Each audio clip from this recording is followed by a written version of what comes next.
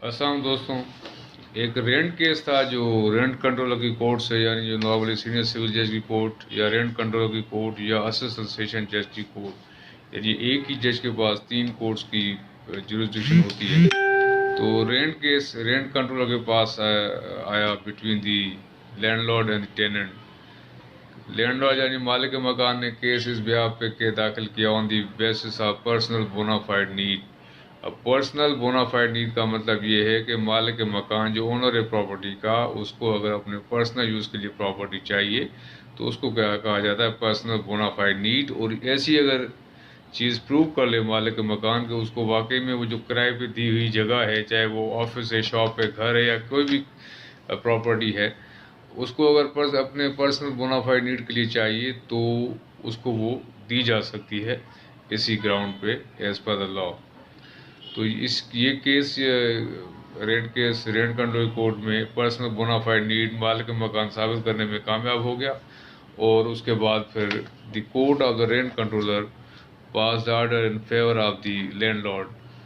कि आपको ये पर्सनल बोनाफाइड नीड के लिए चाहिए, तो ये आप किराएदार को ये ऑर्डर दिया गया कि ये मकान खाली करके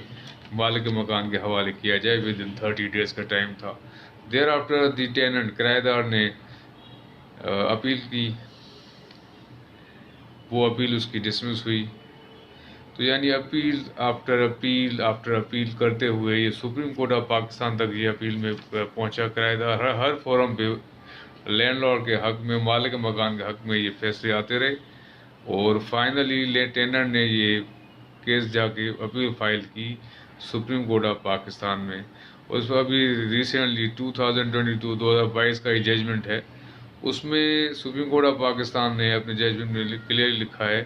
कि article 23 and article 24 of the constitution of Pakistan, यानी आईन पाकिस्तान के अंदर ये 2 आर्टिकल्स हैं 23 एंड 24, ये राइट ऑफ प्रॉपर्टी गारंटी करते हैं to all the citizens of the country of Pakistan. तो इन यानी आर्टिकल्स की रोशनी में, आईन पाकिस्तान के इन आर्टिकल्स की रोशनी में हर शहरी का ये हक है, यानी उसका राइट ऑफ प्रॉपर्टी प्रोटेक्ट किया जाए। तो इसी आर्टिकल के साथ रेंट केस की फैक्ट्स को मिलाते हुए ऑर्डर ये हुआ कि अगर सूरत हाल ऐसी हो जाती है कि मालिक मकान को अपने पर्सनल बोनाफाइड नीड के लिए चाहिए, तो फिर वो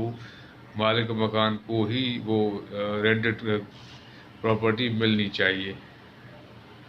Because the Article 23 and 24 of Constitution of Pakistan guarantees the fundamental right of property of every citizen of the country। इसी तरह से ये जो रेंटेड प्रॉपर्टी है ये लैंडलॉर्ड के हवाले की गई on the ground of personal bona fide need. इसके हवाले से काफ़ी बार पहले भी बात की जा चुकी है कि when it comes to the